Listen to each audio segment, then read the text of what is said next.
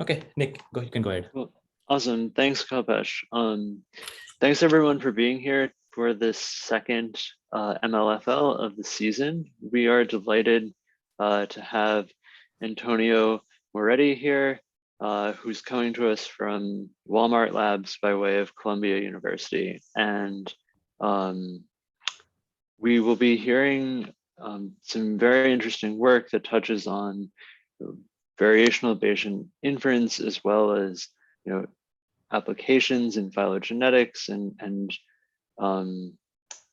Antonio has been doing very interesting work in these areas, and we're very excited to hear his talk today. So thank you so much, Antonio, for being here. Take it away. Yeah, thank you so much, Nick. Let me share my screen here. Yeah, nice. Yeah, please just interrupt me, guys, if you have any questions. That's always good. So I'll talk about some recent work that we've done on developing what are called variational combinatorial sequential Monte Carlo methods for this problem of Bayesian phylogenetic inference. So this is joint work with Li Zhang, Christian Nacy, Hedy Venner, and then professors David Bly and Itsik Pe'er at Columbia. So let's get started. So I guess I'll split the talk up into 4 parts. So I usually find it more useful to give a high-level description of the idea before diving into details. So we'll try to structure the talk similarly. So I'll highlight the contributions briefly before giving a sketch of the methodologies. And then after we see the main ideas, we can maybe dive into some of the tactical details if there's interest, in particular, how they relate to other approaches for approximate inference. And then we can always discuss open questions and extensions. So the specific problem that I'll discuss is called Bayesian phylogenetic inference, although the method generalizes to a broad class of problems. The main contribution is this framework to learn distributions over combinatorial structures through something called variational sequential search. So we call this idea VCSMC. It essentially blends 2 families of approximate inference algorithms, variational inference and sequential Monte Carlo. So we'll talk about what each of those are. And then we'll sketch an efficient sampling algorithm, which gives an exact approximation to what is called an intractable locally optimal proposal distribution. And we use this approach to discuss a second variational objective that yields tighter lower bounds called VNCSMC. So at its core, phylogenetic inference aims to understand how life evolved over time. The idea is to use observed molecular sequences, so DNA, RNA, or proteins, in order to reconstruct evolutionary history, which we can think of as this latent bifurcating tree. So this is a phylogeny. So here we see 4 species or taxa, species A, B, C, and D. And what we observe is, so we sequence the genomes of the living species. So we see, maybe A nucleotide in the first position, T in the second, and so on. And what we want to do is infer this latent binary tree that tells us something about evolutionary history, like a tree of life. So we see the leaves of this tree, and we want to kind of reconstruct the tree going backward in time from leaf to root. So just to give an example, we might be interested in the evolution of SARS-CoV-2, which causes the disease COVID. So here's a phylogeny from a paper by Liu on the full genome of beta coronavirus taxa. So you can see in red SARS-CoV-1, SARS-CoV-2, and MERS. And people are interested in using these phylogenies to try to understand how we got something like COVID-19. So in a bit more detail, if you run phylogenetic inference on a subset of the genome, the part of the genome that codes for the viral spike protein, so this is what gives coronavirus its name, called the receptor binding domain. So this is the part that binds to what's called the ACE2 receptor and allows the coronavirus to infect cells. You find a much closer relationship between SARS-CoV-1 and SARS-CoV-2, where a viral recombination event, so a co-infection of 2 viruses in the same cell, where viruses exchange genetic material, it gave rise to an ancestor of SARS-CoV-2 about 11 years ago. So the point is that these methods are used in molecular evolutionary biology to understand kind of problems of interest, just kind of motivating some of the ideas we'll talk about. In this paper, if you're interested, this is from Patino Galindo, if that is of interest. So here's the idea. We observe molecular sequences. These are the leaf nodes here. So we have the DNA, RNA, or protein sequences on the leaves, and we want to infer a phylogeny defined by two distinct objects. So a discrete topology is this connected acyclic graph with a set of nodes and edges. The leaf nodes are the observed taxa with degree 1. Internal nodes are ancestral taxa of degree 3, 1 parent and 2 children, and the root node is this common evolutionary ancestor of all taxa. We're also interested in the probability of a given nucleotide at a given site for each of the ancestral taxa. And then for each edge, we associate a continuous branch length, which is exponentially distributed. And that gives us time until a coalescent event or time from mutation. So we're particularly interested in learning distributions over composite structures that include both discrete and continuous spaces. So given a tree, a topology or a phylogeny on data,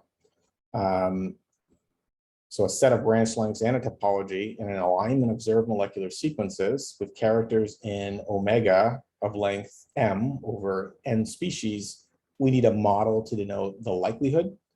So this setup can work with different generative models, but maybe it's useful to think of a specific model. So we'll assume that the likelihood of the data is independent across the m sites. And then we can use a continuous time Markov chain to model evolution. That's a very simple model where the probability at site S of V mutating to V prime is given by multiplying the branch length and the transition matrix, and then taking the matrix exponential. So we can write this out in full. So this is the full formula for the likelihood. And we note that the tree likelihood can be marginalized in linear time. This algorithm is referred to as Felsenstein's pruning algorithm in biology, and it's a special case of a family of known algorithms called sum product or belief propagation for binary trees. So all we do is we just pass messages from left and right child nodes from leaf to root. So this is pretty straightforward. So one thing to point out is that the number of rooted binary trees scales double factorially with the number of leaf nodes. So here's a snapshot from Wikipedia of the 2n-3 double factorial, or in this case, 15 distinct topologies for these 4 different leaf nodes denoted in colors. So we can write out the posterior if we want to take a Bayesian approach over topologies and branch lengths. And we find that computing the likelihood involves this intractable summation over topologies, over the 2n-3 double factorial topologies, as well as an intractable integral over branch lengths. So marginalizing, so computing the marginal likelihood is intractable. So just to recap, there are a couple different challenges that we're interested in. So let's just distinguish the different computational tasks that we use. So inference involves computing the normalization constant by marginalizing the 2n-3 double factorial topologies. So a common approach is to sample topologies and branch lengths using Monte Carlo methods, given that the parameters are known. The second task, learning or optimization, refers to finding the set of parameters that maximize the data log likelihood, the marginal likelihood, right, obtained by marginalizing the joint density.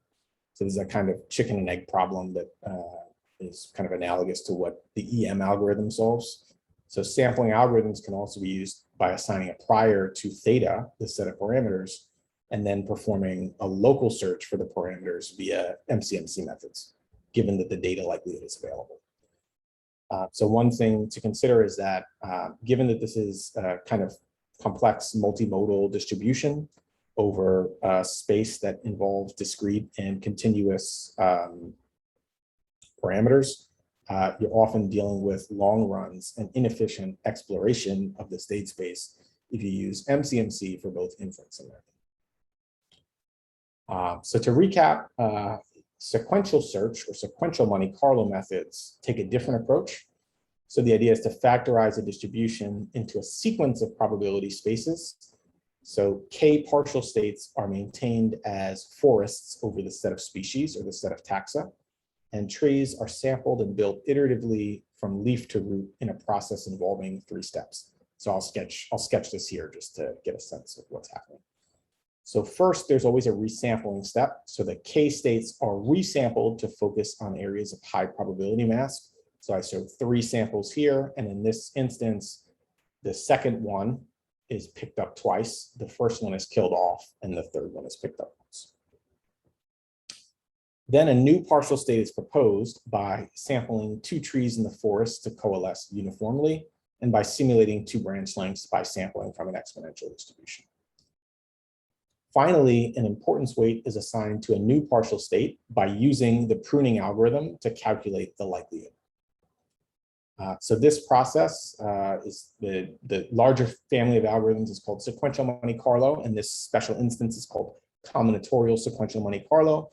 And just like other sequential Monte Carlo methods, it gives you an unbiased estimate for the marginal likelihood that converges in L2 norm, where W, R, K are the weight for sample K at rank event R. So I average over weights and take the product over rank events, and I can show that that gives me an estimate for the marginal likelihood. Can I just clarify something there? In this marginal likelihood, are you treating the parameters, this is for a fixed setting of the marginal parameters, or are you also marginalizing out the parameters theta?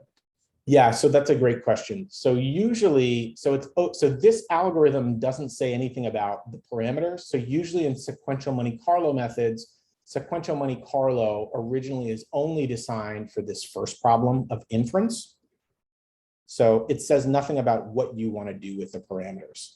So you can assume you know the parameters. You need to know the parameters in order to sample from an exponential distribution and to compute the weights, because you need the exponential parameters and the Q matrix in order to do these steps.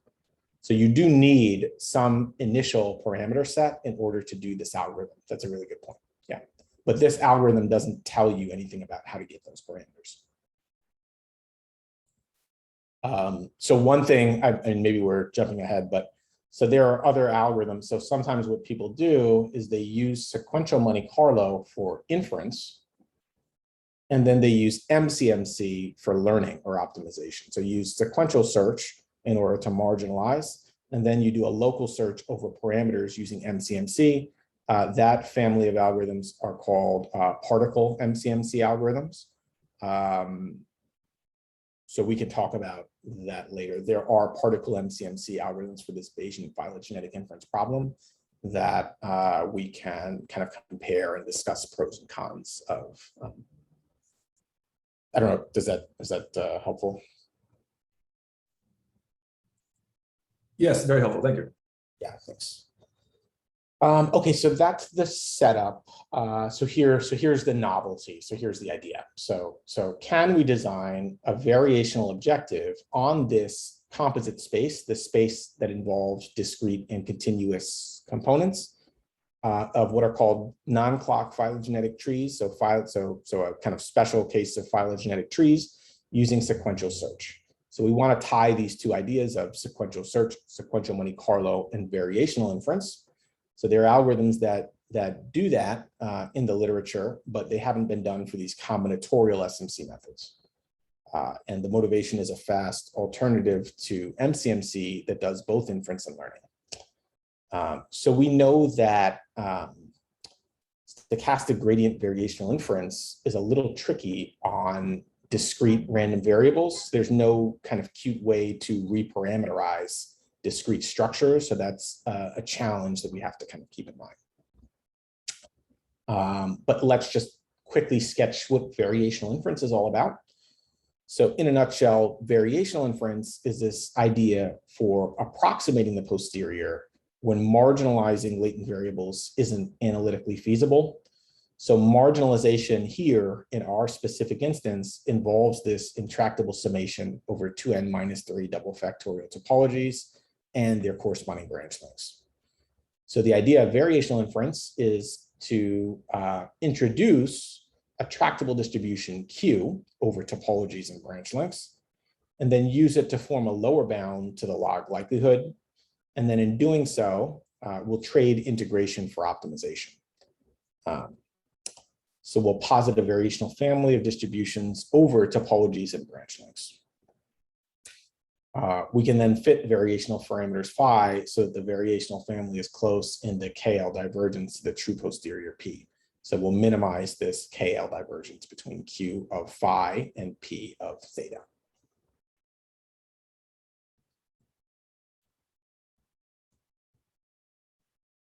Sorry, I think I froze there.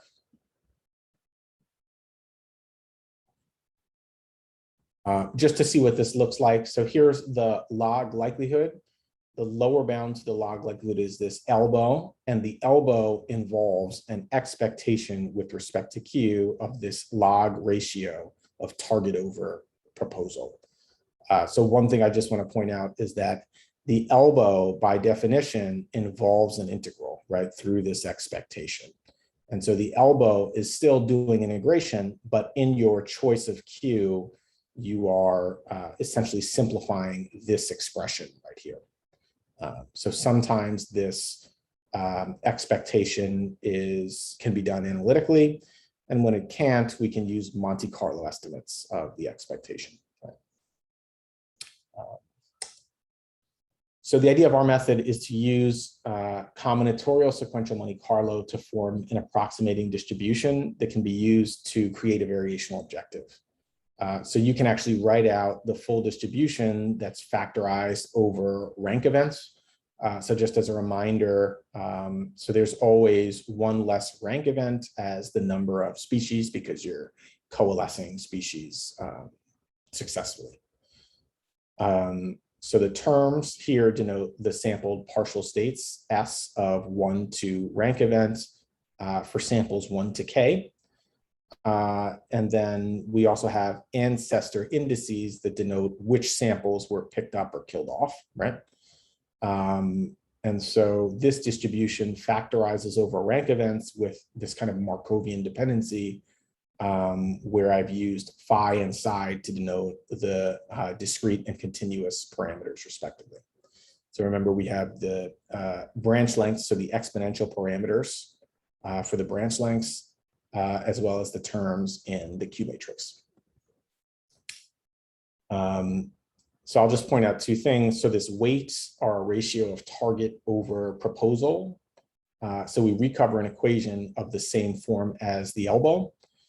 And unlike an importance weighted autoencoder, importance weights are not independent across time steps, which is important because the variance of the importance weights scales linearly with respect to time steps as opposed to exponentially. So that's one of the advantages of the resampling step in sequential Monte Carlo methods as opposed to importance sampling, sequential importance sampling.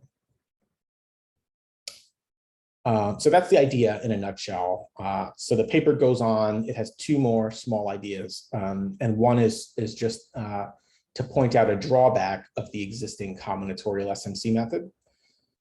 So one drawback of combinatorial SMC is that trees are sampled to coalesce uniformly when many of the resulting topologies might correspond to areas of low probability mass. So you can think of what's called a locally optimal proposal that uses information from one future iteration in order to guide the exploration of partial states. So really, before you move into a new space, it's useful to know something about the probability of the next step ahead partial state, right?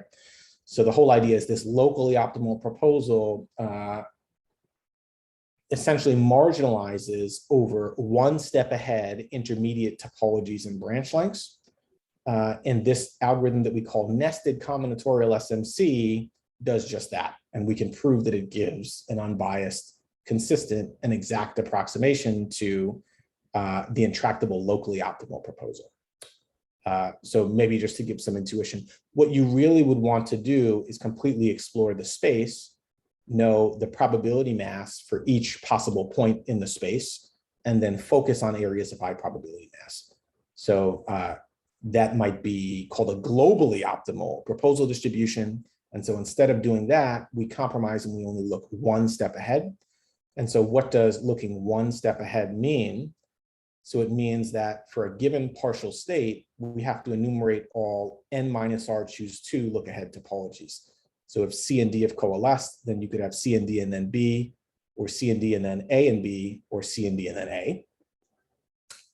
For each topology, you need to subsample branch lengths. So you need to do the integral over branch lengths. And that marginalization can also be done with Monte Carlo methods by subsampling or doing some kind of nested sampling process. So in this illustration, I only show one subsample for each intermediate topology. So M is 1 here, but you could just increase the number of samples. Finally, you need to compute a probability for each state. That's done with a twisting potential. So a twisting potential is assigned to each partial state the same way using the pruning algorithm with a special twist that we can talk about later. And then finally, you need to sample one given partial state from the candidate set. So I'll get a distribution over these 3 states, and I'll pick one with a given probability that is proportional to its twisting potential. So we use this nested combinatorial SMC algorithm to define a second approximate posterior and variational objective, which we call VNCSMC. So let's look at some results, and then we can dig back into details if there's time later. So we run this method on a benchmark data set of primate mitochondrial DNA over 12 taxa and 898 sites. So I show, so the y-axis here is the log conditional likelihood,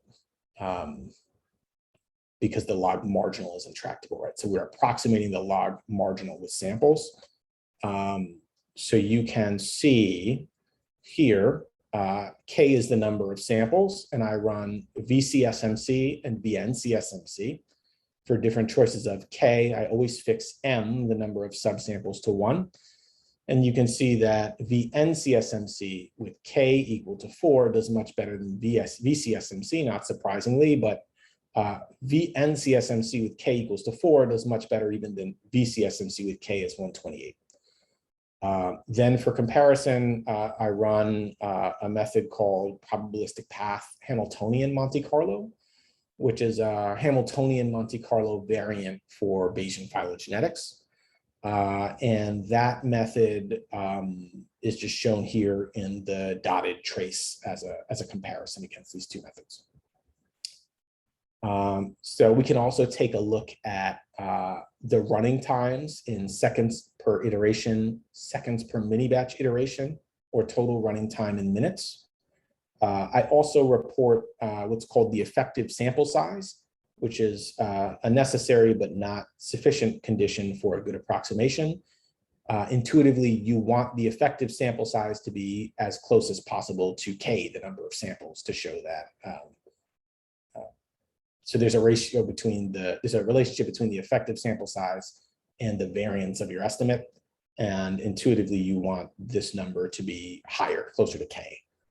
So what we show is near optimal effective sample sizes for all choices of K for both VCSMC and VNCSMC.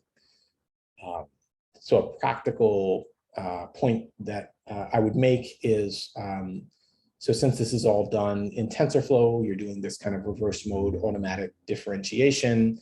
This can be sped up a lot with GPU utilization. These numbers are just on a CPU machine.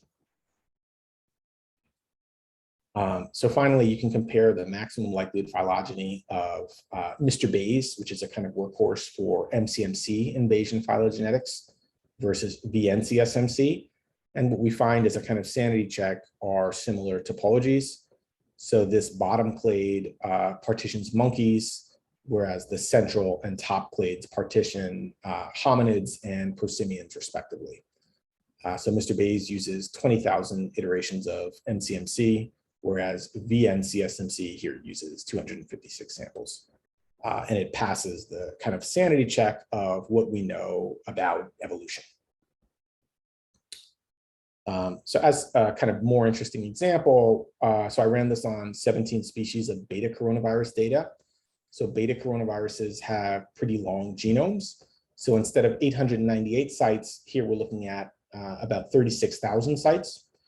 And this is the maximum likelihood phylogeny. So the colors, so I've color coded here species from 4 different viral lineages. So orange corresponds to Imbica virus. Blue corresponds to Nobica virus. Red, which includes SARS-CoV-1 and 2, corresponds to Sarbica virus. And then we have Merbica virus in gray. So that's pretty much a sketch of the method along with some of the main results. If there's interest, I can dig in a little bit more on some of the technical details and some of the comparisons to existing methods. Can I ask a question? Yeah. If I understand it, you're sort of you're integrating over the possible trees. Yes. So what are we seeing with what are these single trees at the end? So you're learning, so you're doing 2 things, right? This is, for me at least, the most kind of helpful thing to keep in mind. So we're doing inference, where we marginalize by approximating a sum and an integral. And then we're doing learning, where we are essentially finding parameters that maximize something that was obtained by marginalization. So what we're really learning is a distribution over trees. So we sample trees to marginalize, and then when we learn, we're learning a distribution over trees. And since we take a Bayesian perspective, what we really are learning are, so for example, we have 256 trees that we are sampling here. So you can pick the tree that gives you the highest value for the likelihood or for the posterior, although there is some uncertainty. You've learned a distribution over these trees. I'm not sure if that makes sense. So there are 256 trees here that we could draw. And you're showing just a very likely tree. We show, yeah, a very likely one. I would point out, so one thing I would point out, so the effective sample size, which is 1 over essentially the, so what is the effective sample size here? It can be defined with the normalized or unnormalized weights. What do I want to say about the effective sample size? I want to say that the effective sample size measures something about sample diversity, but that for Bayesian phylogenetics, it's a little tricky because there are 2 sources of sampling diversity. There is topological diversity in terms of the kind of structure of the tree of this graph. And then there's diversity that has to do with differences in branch lengths. So what I want to say is that it's possible to get a near optimal effective sample size with very little topological diversity. So all of the diversity is from the branch length as opposed to the topology. That may not be a bad thing because in this instance, like based on fossil records, we know something about evolution. We know something about the relationships between humans, chimps, gorillas, orangutans. Although it just kind of motivates. So I want to say that the effective sample size here, the diversity. So what can you say about the diversity over tree structures? Even though we're learning a distribution over trees and there are 256 trees, it's likely that almost all of them have this topology and that all of the diversity is from branch lengths, time until coalescent events.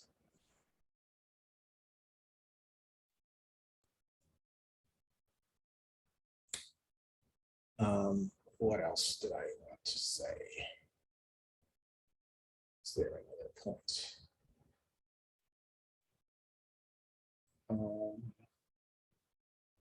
So Can we I prompt talked you for about, something?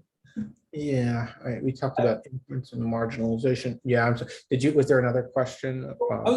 I'm interested. Have you considered doing fully Bayesian inference, where you're integrating over the parameters of theta rather than maximizing with respect to them? You're integrating over the parameters of theta as opposed to maximizing over them. So do you mean assigning a prior to theta and then doing a local search via MCMC? How are you? You can define a posterior over the parameters theta as well as the tree topology. Yeah, that's a good question. Let me sketch my understanding of another approach of how this is done, and then maybe we can revisit if that is the fully Bayesian approach that you're describing. So let me sketch this here. Right? So what else could you do? And I think this is not what you're referring to, but let me just see here. So you could use MCMC for both inference and learning. So Mr. Bayes and probabilistic path Hamiltonian Monte Carlo are two examples of those methods. We've already talked about how sequential search does inference, but requires a separate step for learning. There are also particle MCMC approaches that use SMC for inference and then MCMC for learning. So essentially the local search over topologies, this MCMC algorithm in different forms essentially starts with an initial complete topology. You sample a new topology from a proposal by perturbing your existing topology.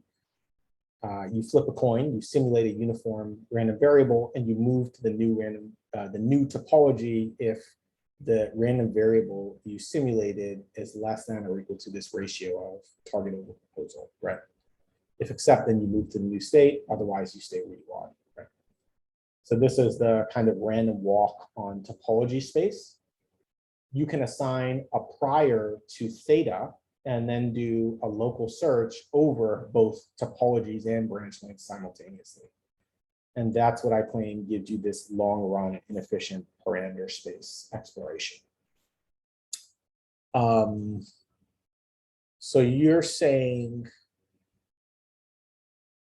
so let me see here. So actually I ran particle MCMC, so a particle Gibbs method on this data and compared it to the NCSMC. This is the particle Gibbs method, and this is the log conditional likelihood here. So you're saying in the fully Bayesian approach, you want to write a posterior over parameters as well as topologies? I'm not sure I follow. Yeah, to be honest, if I had waited and I had seen this slide, I would have never asked my question. So I hope I don't. You can consider my question to be answered if you would like. I mean, I think you could, but I think the problem is you would just have extremely long and inefficient runs that explore lower probability spaces.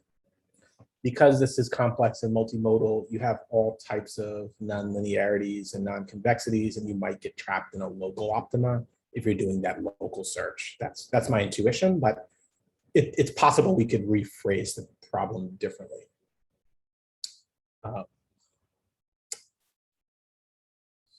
So we talked a little bit about how combinatorial SMC operates on the sequence of probability spaces. So I guess in a bit more detail, the idea is to decompose the target phylogeny space into this idea of a set of partial states of rank R. So the partial state of rank R is specified such that we can define S as this union overall rank events of SR. So we're picking two states to coalesce. We're assigning an importance weight to each partial state, and then we're resampling from a categorical distribution whose parameters are the weights at the previous time step. So we keep doing this process and we build our trees from leaf to root. Now, one of the kind of technical details is that the set of partial states, by definition of different ranks, better be disjoint. So for different rank events R and Q, their intersection better be the empty set. The set of partial states of the smallest rank better have a singleton. That's the first just all leaves that we talked about. And then the set of partial states at the final rank better correspond to the target measure. So one thing we do here is in extending partial states, what I do is, so I reparameterize using these Gumbel softmax tricks. So I perturb uniform log probability for each index by adding this independent Gumbel distributed noise. So if you take minus log of a uniform random variable, right, you get this Gumbel. So I shift and I can reparameterize this way. The other thing I can do is drop discrete terms from the gradient estimate so that I have biased gradient estimates for potentially lower variance. So there was a paper a couple of years ago that kind of explored this idea, and it had a cute title. I think it was "Tighter Variational Bounds Are Not Necessarily Better." And they essentially argued that, so if you look at this ratio of the absolute value of the ratio of the expectation over the standard deviation of the gradient estimates, you can define something called a signal to noise ratio. And what they showed was this kind of surprising result for the I-way, where the reparameterized gradients of the inference network for the I-way had this poor behavior where they decreased at a rate of 1 over the square root of k. So that's a bad thing. We want the signal to noise ratio to increase with the number of samples, but they had this kind of surprising result for the inference network. So one thing that's nice to point out is that by design, because we're sharing terms between target and proposal, the VCSMC has no terms that are unique to the inference network. And so this kind of pathological behavior of the I-way does not affect our learning in VCSMC. One more point that I would maybe highlight is that, so I think we kind of jumped around a bit when we talked about partial states, but the probability measure, the target measure, the measure pi, is defined on the target space of complete trees and not the larger space of partial states. So how are you going to assign a weight, a probability to a partial state when a partial state is a forest or a set of disjoint components? So we need to find a way to extend the target measure to this larger space of partial states. So there are different ways to do that, but perhaps the most naive way, so I've illustrated it here, is for this partial state of A and B coalescing and then singleton C and D, what we do is, so we always take, we always dot this distribution over taxa at the root with eta, which is the stationary state of the Markov chain. And then we just multiply the other components. So essentially this is called the natural forest extension. And all we do is we essentially take the product of the probability of all the trees in the forest. And that has the advantage of giving information, passing information from non-coalescing singletons to the local weight update. So there are different ways you could do that. You can also think about drawbacks of extending the target measure this way. This is, I think, possibly an open question as well, how you want to handle this situation, which is one of the things that makes combinatorial SMC in terms of partial states harder than just regular SMC. So I also ran this on a kind of set of large taxa, so a very large number of species. So I ran this on 7 benchmark data sets that have very large taxa and a very large, so perhaps not a large number of sites, but the problem is much harder when the number of taxa increases than the number of sites because of this 2n-3 double factorial behavior. So the smallest of these has 27 taxa, and the largest of these has 64 taxa. So these are just astronomical search spaces. These are huge search spaces. So in the comparison, so we look at two other papers that came out recently. They're essentially the kind of same idea: variational Bayesian phylogenetic inference and variational Bayesian phylogenetic inference with normalizing flows. So this idea, I don't have a slide on it, but essentially the author of this paper has this clever idea, which is to essentially say that you can think of a subsplit as a kind of ordered partition on clades, and you can define a tree as a sequence of subsplits, as a sequence of splitting processes, not from leaf to root, but from root to leaf. So for example, for 4 taxa, you could have A, B, C, and then D split, or A, B, and then C, D split. So you describe a splitting process from root to leaf in terms of a sequence of subsplits. And then you can recast the problem as a Bayesian network where you're learning conditional probability tables. So they develop a variational inference framework for this kind of subsplit Bayesian network formulation, which is also a paper that the same author came up with. So the problem of that method is that the parameters in the conditional probability tables scale exponentially with the number of taxa. So the way the authors show results is that the results they report are obtained by using pre-computed topologies. So they only address the learning problem and not the inference problem. So they use 10 replicates of 10,000 maximum likelihood bootstrap trees in order to obtain the topologies that define the support for the conditional probability tables. Then they do 400,000 parameter updates. So just to point out, so these methods, our methods, don't use bootstrapped or pre-computed or MCMC topologies in order to learn parameters. We're doing both problems of inference and learning. So we give VCSMC 2048 particles and evaluate the likelihood after 100 parameter updates.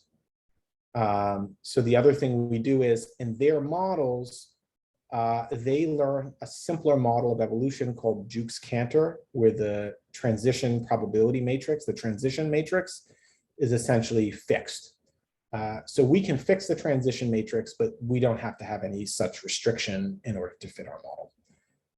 So what we find is higher conditional likelihood values across all 7 data sets for both methods when we fix the transition matrix and we don't, which is interesting.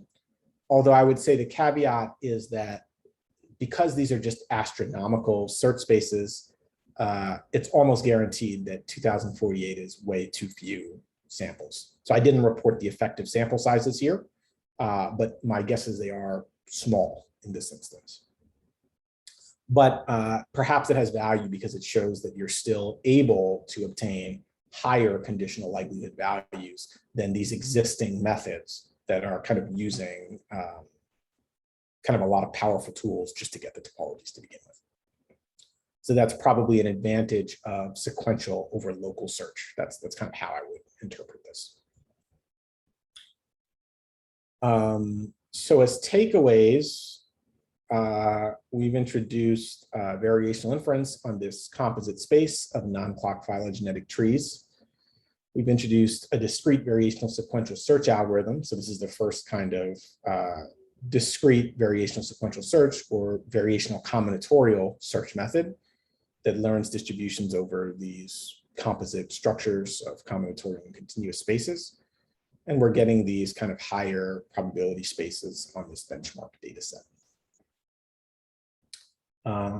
So other things you could possibly work on are hierarchical Bayesian clustering and structure learning. So you could move away from the idea of Bayesian phylogenetics So these models can work on other kinds of generative models for data that has tree structure.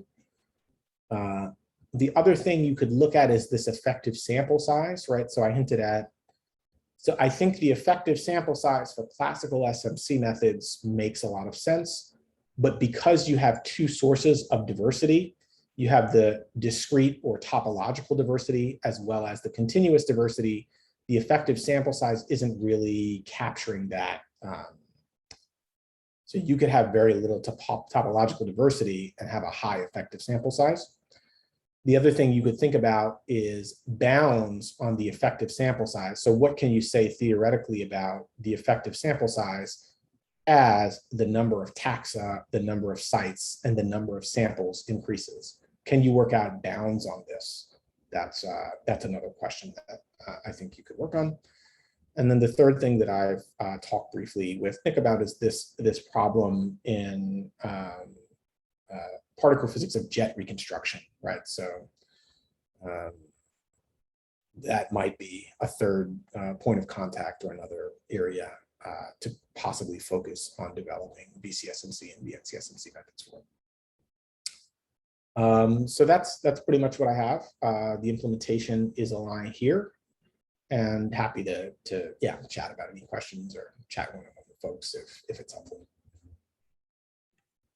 Yeah, thank you so much, Antonio, for the great talk. Can we all unmute ourselves and thank Antonio? Yeah, thanks, guys. Yeah. Okay, so yeah, we had some discussion during the talk, but we have some more time for any further questions or anything literally. So yeah, if you have a question, feel free to unmute yourself or raise your hand or put in the chat, whatever you prefer.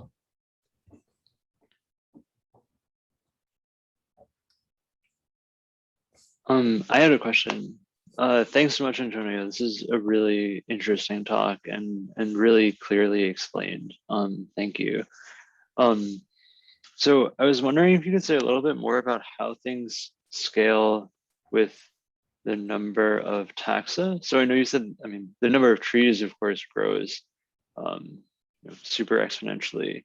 But I was wondering if a lot of the complexity is because each proposal step in SMC is only merging two things together. And if you were to have more complicated proposal moves that could merge multiple things together in the same step, this could alleviate some of the inefficiencies in number of taxa, because this is a common thing people do in hierarchical clustering. The classic greedy methods would just merge two things together in each step, and the more efficient and sometimes even equivalent methods would choose multiple pairs based on things that would almost certainly have kind of least common ancestors much later in the tree structure to be merged together in the same I think of equivalent proposal step here, just round in clustering. Does that sort of make sense? Yeah, that's a really interesting idea. Just to recap to make sure I understand, the question is about complexity. So I guess there are two kinds of complexities. There is the complexity of the exact marginalization over topologies, which has this double factorial behavior. And then there's the complexity of the approximation, which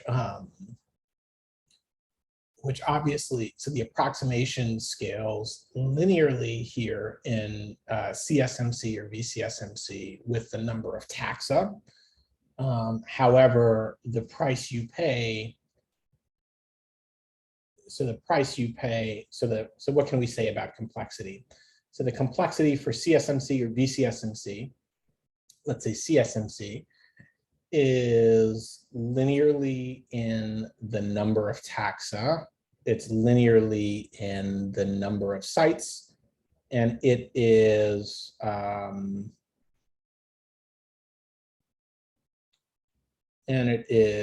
linear in the number of samples, right? So it's K and S. That was my understanding of it. Now, it's a little different for NCSMC, right? So you have these n minus r choose 2 because you're enumerating for each sample. It's right. So you have essentially NSK squared M, right? Where M is the number of subsamples. So you do pay a price by looking one step ahead here. And if I understand the second part of your question is, okay, well, so SMC, I think what I was saying was reducing S, basically. If that makes sense. Yeah, so let's see. Yeah. So S is the number of samples here. It's a little tricky because I used S for the number of taxa and then I switched to N. So what do I want to say? I want to say you're not looking any steps ahead when you propose with combinatorial SMC. You're just naively picking two things to coalesce uniformly. Whereas in NCSMC, you look one step ahead by enumerating these n minus r choose 2 topologies. Now, the second part of your question is, okay, well, can you look more than one step ahead? And I think the answer is you can look more than one step ahead, but do you want to look more than one? So we could also propose more than one thing to coalesce. I mean, we could look more than one coalescent event into the future, but the question is we're limited by the fact that we need to do a weighting in order to do a resampling step. So we need to compute a weight for each new partial state. And if we jump ahead without resampling or computing weights, then we're really throwing darts. We're really throwing darts in the dark, right? Whereas we do look one step ahead with NCSMC, but we pay a price because we're enumerating and we're computing weights for each of these. Yeah, I see. That makes sense, and I see that trade-off. I was thinking, like in the example of the primates tree, I was imagining something where like it might be fine to always coalesce the two lemurs, together at the same time that you coalesce like the two things at the bottom. And because these are so unlikely to kind of coalesce with each other, kind of picking them at the same sample step could lead to like more, having to take fewer samples to build the entire tree structure overall. But I think those trade-offs of like having a faithful reweighting makes sense. Yeah. Yeah, that's interesting. So I like the idea of different kinds of proposal distributions. That's definitely an open question.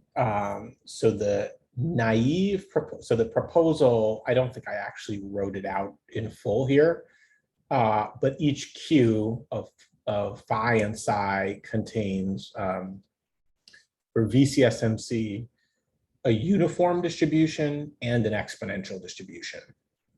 That have these Markovian dependencies. So you could definitely proposing uniformly doesn't seem like a great thing to do. You could definitely work out other kinds of proposal distributions for this algorithm that might have benefits, other than the kind of naive proposal in SMC and the proposal that we came up with, which is also kind of naively what you would do, right? Just by enumerating and sampling. Cool. Yeah. Thank you so much. I have one too that has to do with uncertainty, and because some of these probabilities are going to have these trees, either topologies or the branch lengths or both, are going to have very similar probabilities. And so you're going to get some kind of a uncertainty cloud. Yeah. And obviously there's no time to have gone into that. I appreciate that. But I guess I have two questions associated with that. One is have you built that into this? as you're optimizing these topologies. And then if the answer is, whatever the answer is, as you're sort of looking steps ahead to decide weights and make your next step, do you, or even should you be building that kind of uncertainty into that decision making? Yeah, great question. So let me recap just to make sure I understood. The question is, so there's a remark about uncertainty in terms of the weights for each of these trees, right? And so what do I... And even two topologies that might themselves have the same probabilities. Yeah, you know, that's a really important point. So one of the things that can happen, so how is uncertainty addressed? Uncertainty is addressed in the resampling process. So in the resampling process, what happens? Essentially, I have a weight 1, a weight 2, and a weight 3. And I sample from a categorical or multinomial distribution where the parameters are the corresponding weights. So let's say these two guys, weight 1 and weight 2, have very similar probabilities. There's still some randomness in terms of which one I pick up and which one I kill off, what happens there.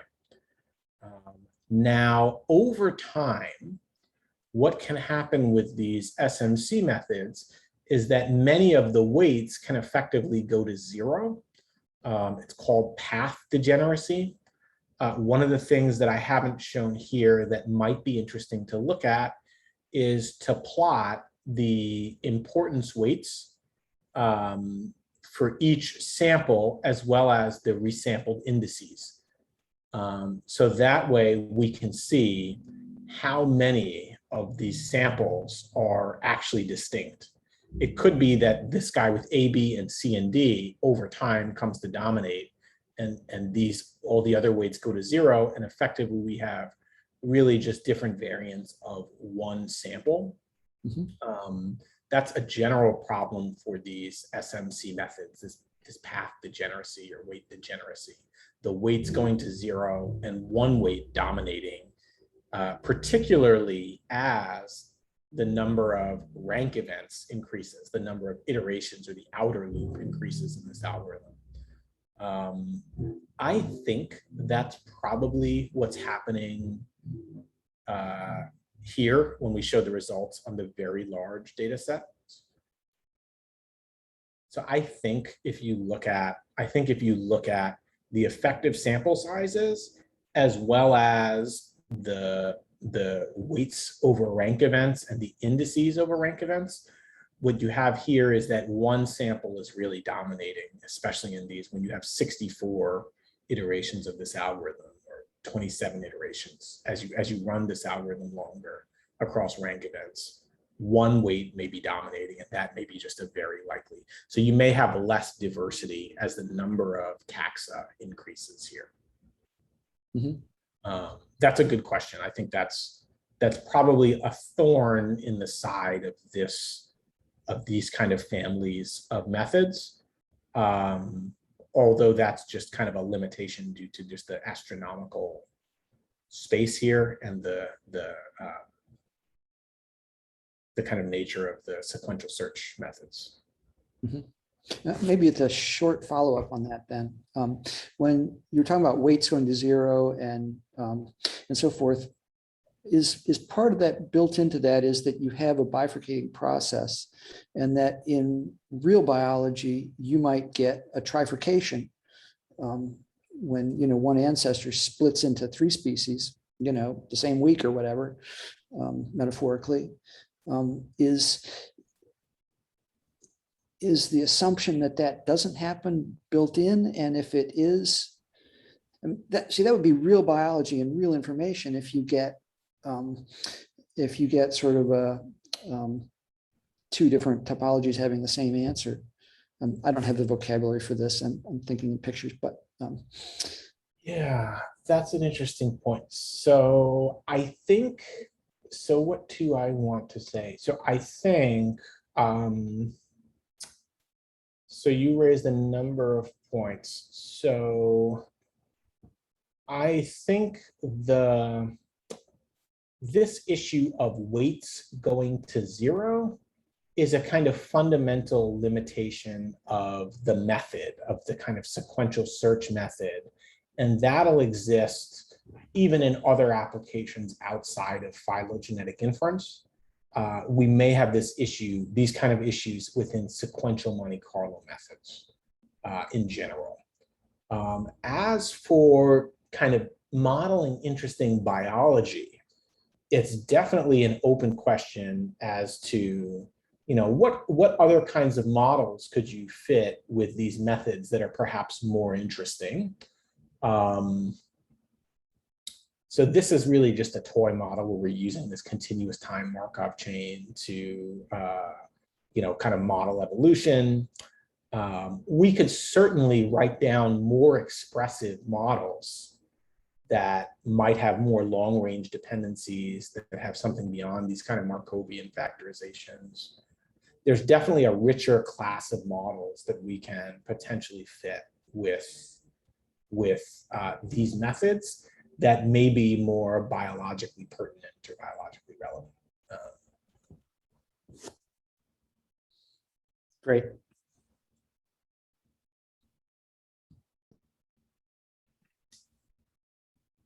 Okay, so yeah, almost out of time. Any final questions?